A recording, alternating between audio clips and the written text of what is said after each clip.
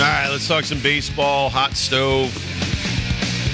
New rules. New rules trying to be implemented by one of the worst commissioners in the history of Major League Baseball, Rob Manfred. This one really takes the cake. So you were saying that Stugatz, who is on the Dan Le Batard show, That's where I heard it floated this 4 years ago. Yeah.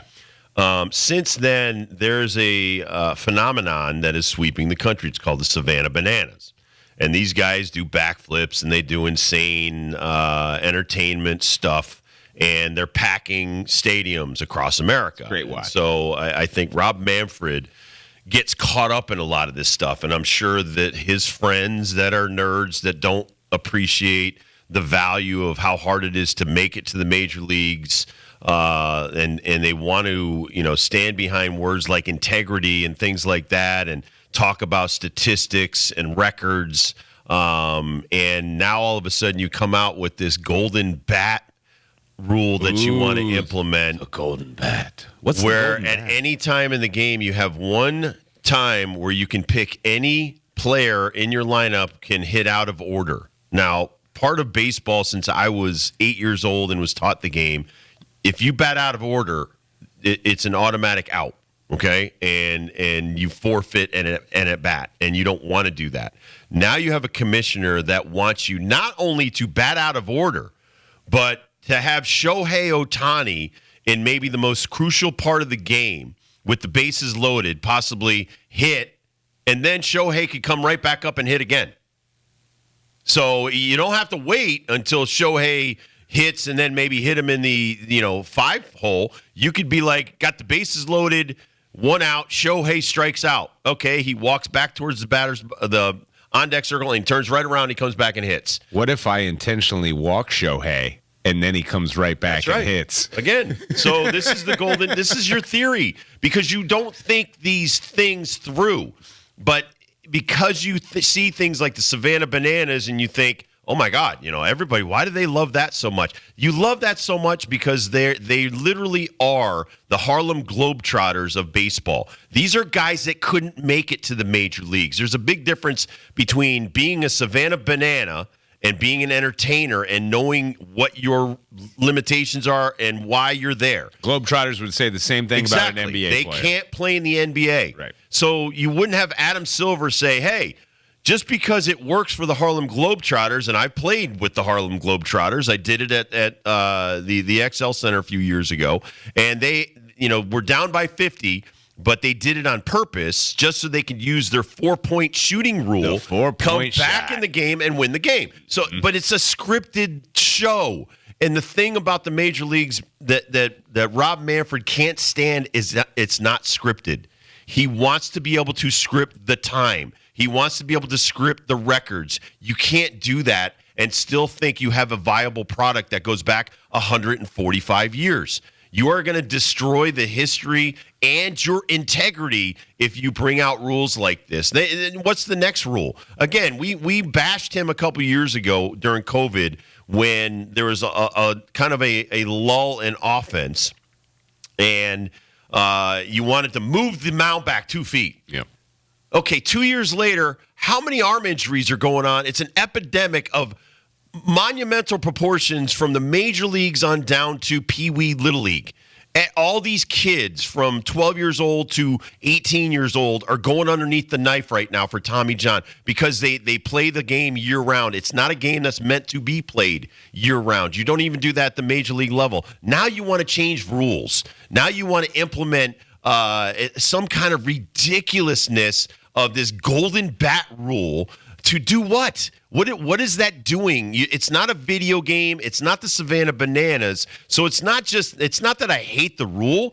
It's the fact that I have a commissioner that wants to implement rules that will destroy the absolute fabric of what makes Major League Baseball Major League Baseball. It sickens me that you have a commissioner that's this bad and the owners even listen to this nonsense. See, in your world, you put it in the Major League Baseball realm where, and I'm totally with you on this, that Major League Baseball is the highest form of baseball. Yeah. And when we do these things, we cheapen it to a Savannah Bananas game. Yeah. And I totally understand that. But the one thing that I was thinking with this, and again, I was thinking this back in when I was listening to Levitard all the time, and I heard Stu Gotts bring this up to Rob Manfred. And the first thing I was thinking of, this is not how baseball was built. No. And one of the, I love the comment section now. I'm kind of addicted to that thing. One of the comments I just love puts it in perfect words. One of the many ways baseball is unique is because it forces a nobody on your team to step up in a big moment, whether they like it or not. Unlike any other major sport, this rule fundamentally changes that dynamic. That's exactly my thought and my hatred towards this idea of you're taking away the 7, 8, 9 guy, and you're cheapening. And let me just say lineup. that on the world champion Dodgers, Tommy Edman became a hero. Huge. Tommy Edman, not Shohei, who did nothing in the postseason. Right. Aaron Judge did nothing in the postseason. But a guy named Will Smith or a guy named Tommy Edman can become a household name. Right. And that's what he hates. And let's just go back to the pitch clock and the not being able to do shifts anymore. Some of these reasons why Rob Manfred has implemented this stuff, and Theo Epstein pisses me off too because stuff comes out of his stupid mouth all the time that, we don't want hits taken away from our best hitters. Dude, that's the game. I know. That's right. the point of baseball. Then they will taking not become hits the away. best hitters, Right. So exactly. So because a guy hits a ball hard in the gap, he should be rewarded? No. If I have a fast enough outfielder who I had to play against, the St. Louis Cardinals, right. the Kansas City Royals in the American League, their whole team was built on fast outfield defense. To strategically take away hits. You're talking about Andrew Jones for the Hall of Fame. What was he known for? His defense. Yep.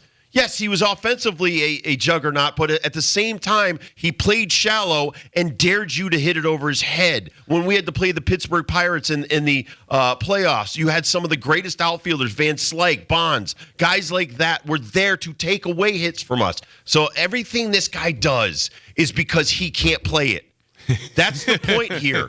It's not a game that we should wreck the game because you couldn't play it or your friends couldn't play it right. or some of the fans can't play it. You want to play baseball, sacrifice like I did. Sacrifice like the 23,000 that have ever played at the major league level. Only 750 can do it on a yearly basis. It's not a game. Why would you pay $700 million to Shohei if all of a sudden you started taking away what makes the game great is the other 8 guys you have to get out before Shohei comes back up? The biggest fear for me as a pitcher was trying to not let Shohei beat me. Now you're going to say Shohei can come back up at any time at some point in the game and beat me. That absolutely destroys the premise of what baseball is all about, and filter that down to let's just take it back to some of the AAU teams that I've coached in the last 5 years. You go down to 12-year-old baseball. You go to these tournaments. There's 2 good kids on all of these teams. Not 1 through 9. You're not going to have 1 through 9 great kids. Right. You're going to have 1 or 2 12-year-olds that could be playing with 14 or 15-year-olds, which, by the way, I do that. I have 13s play up to 15 and 16 because I want to push them and see if they can handle that pressure. Now you're going to say at some point in that game, that number 4 hitter can come off the bench in a crucial situation in the 6th inning and win the game? You're going to do that in the Little League World Series. Because if you do it at the major league level, you have to do it at every other level to teach these kids how to properly play baseball. So to me, it's like, all right, let's just say soccer. I'm watching Bayern right now. I'm watching this soccer. These are some of the best teams in the world. How about at some point in the match, the commissioner of their sport says you could stop it, and the best team on the best player on one of these teams can take a penalty kick. Yeah. Anytime. Anytime. You get one. You get one. Yeah. Each team gets one at a certain point. You're down 1-0 with 30 seconds to go in the game. That's time. I want to do a golden kick, a golden ball right here. My best guy gets to go out there and kick for the tie. It's absolutely absurd that this guy has nothing better to do than grow the game. You want to trash the game. A couple years ago, calling the World Series trophy just a pile of metal. It's not a pile of metal, you fool. It's something that you try to earn. You have to do it as a team. You've sacrificed so much. the surgeries, the injuries, the hours of practice, that you build the camaraderie to do that. You would destroy what I did 30 years ago in the World Series by doing these kind of stupid rules. And then forget that I haven't even touched on the statistics. That some guy gets to take an extra at-bat away from someone else, so you're taking away an at-bat. So who's got to sacrifice their at-bat? So now are you saying to like Joe Blow, the 8 or 9 hole hitter, you suck. You suck. So Shohei gets to take your at-bat at this point. Right.